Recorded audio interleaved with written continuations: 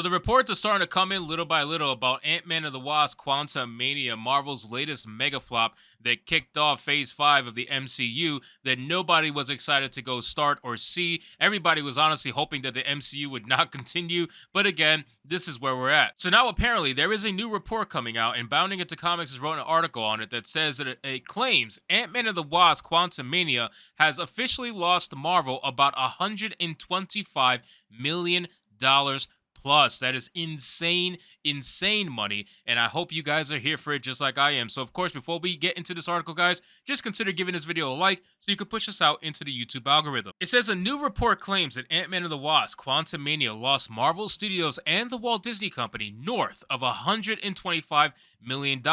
This new report comes from YouTuber and the box office analyst Valiant Renegade, who took a look at the box office financials for the film following the end of its theatrical run. According to the numbers, the film grossed $213.7 million at the domestic box office and another $250.4 million at the international box office for a global gross of $464 million. Looking at the international box office, the film just grossed shy of $40 million in China. The United Kingdom brought in 23.1, Mexico brought in 17.9, France took in 13.5, and South Korea grossed 12.5 million. The film had reported production budget of $200 million. Now, again, think about this. So, $200 million budget. If you want to argue that the marketing was double, I don't know if it necessarily would have been, but it might have been because this is the first movie for MCU Phase 5, so they definitely marketed the hell out of this movie. But let's just give them 350, right? $350 million. $464 million, you got to cut that number by half. Because again, they don't get every single dollar from the movie theater. They get about 50% of it. So $464 million, they definitely only brought home $232 million, roughly, okay?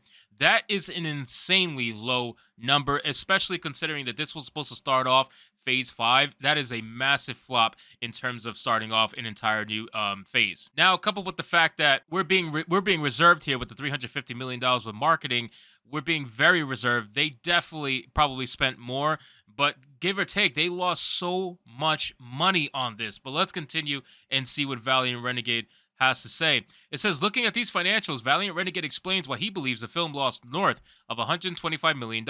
First, he explains how much of the gross Marvel Studios and the Walt Disney Company are taking from the various box offices. In the domestic box office on a movie of this scale, about 55% of that domestic revenue gets returned to the distributor. Valiant Renegade explains, from the international, not including China, it's about 40% in this day and age. And a lot of that has gone down a little bit thanks to foreign currency exchange drag. Meanwhile, meaning foreign currencies on average are buying fewer US dollars than they were a year or two ago, largely due to inflationary pressures. And then there's China itself, which returns about 25% to the distributor, he notes. He then takes this information and applies it to Quantumania's box office returns, saying using $214 million at the domestic box office, that's about $118 million that goes back to Disney. On the international side, removing the $40 million haul from China itself, that puts about $212 million in the international retail, and $85 million of that goes back to Disney. China itself, of the $40 million box office, about $10 million returns to Disney, Renegade explains. That means that all totaled up, Ant-Man and the Wasp: Quantumania brought home to the Walt Disney Company and Marvel Studios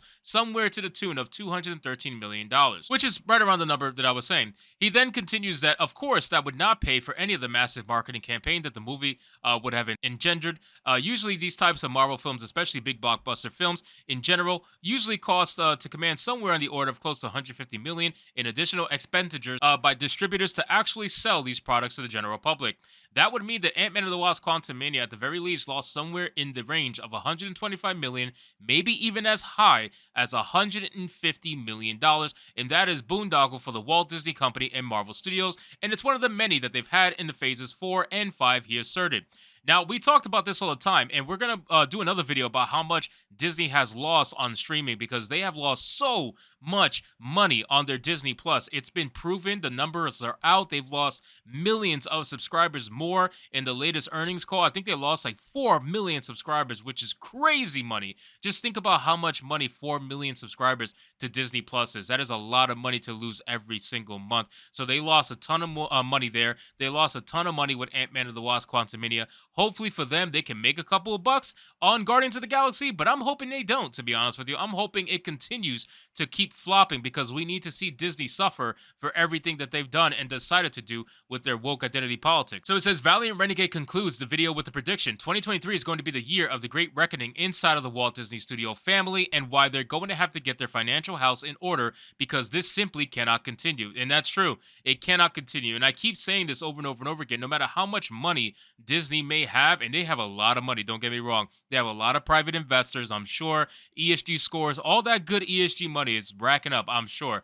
But they are losing so much money compared to what they used to before. People are fed up, man. People don't want to deal with this stuff. They don't want to deal with the constant preachiness that they do in their movies. And honestly, I'm glad that people are fighting back. I'm really happy to see them losing this amount of money every single time. It's ridiculous. And not only that, Super Mario Brothers is still busting their ass in the box office even after being out for a month. It's so unbelievably sad. So again, I'm glad to see this happening. It needs to keep happening. And if it doesn't keep happening, that's going to be bad for us. We need it to keep happening, and it will. I think it will. People are fed up. People don't want to deal with this shit anymore. But to go back to these numbers that he was mentioning before, so about 55% for the domestic revenue, that's about what I thought. I thought it was about 50 some odd percent, give or take. I like to average it out to 50% overall across the board because they get a little bit more from the U.S. market, obviously, and they get a little bit less from the international market. I did not know that China was that low, to be honest with you. That's pretty crazy to me, but then again,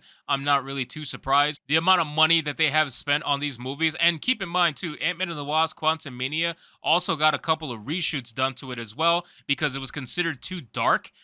In the beginning, it was too dark of a story. They wanted to lighten it up and make it more Marvel-esque and throw in a couple more jokes and stuff like that. So reshoots cost money, you know what I mean? And it starts to rack up very quickly. So don't be surprised if that $200 million budget is actually higher than they say. We can only go by what they say. And a $200 million budget for this movie does seem about right, but I would almost argue it's definitely a little bit higher, not accounting obviously for marketing. But the backlash that came from this movie has been substantial. It has been absolutely substantial. Not only that, Jonathan Majors and all the trouble he's going through in his personal life is definitely not helping this movie in any way. I think they were really banking on Jonathan Majors being the next big bad. Unfortunately for them, nobody really likes him as the big bad. The funny thing is, a lot of people really enjoyed the High Evolutionary in Guardians of the Galaxy 3 and prefer him to be the villain over Kang. They're even requesting him to be a variant of Kang, which is hilarious. That way they can get rid of Jonathan Majors from the MCU. And I still think that may potentially happen, but again, you never know. It's going to be a lot harder for them